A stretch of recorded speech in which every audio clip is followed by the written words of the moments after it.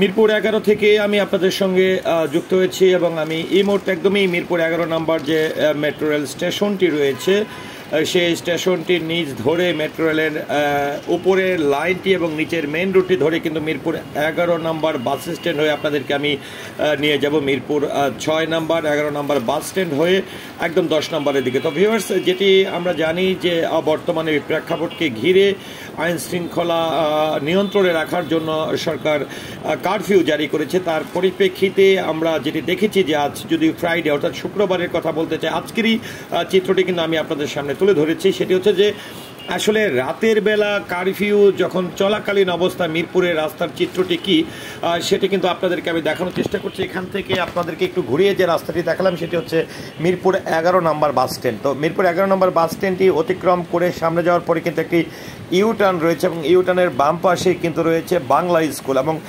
তারপরে যেটাকে বলা হয় অরিজিনাল 6 অর্থাৎ 6-এর পরেই কিন্তু মিরপুর এই 10 নম্বর। তো এই 10 নম্বরে আমরা জানি যে এই কোটা সংস্কার আন্দোলনকে ঘিরে অনেক বড় বড় কিছু ঘটনা ঘটেছে। সেই প্রেক্ষাপটে কারফিউর এই পরিস্থিতিতে আসলে মিরপুরের রাস্তাঘাটের অবস্থা কি।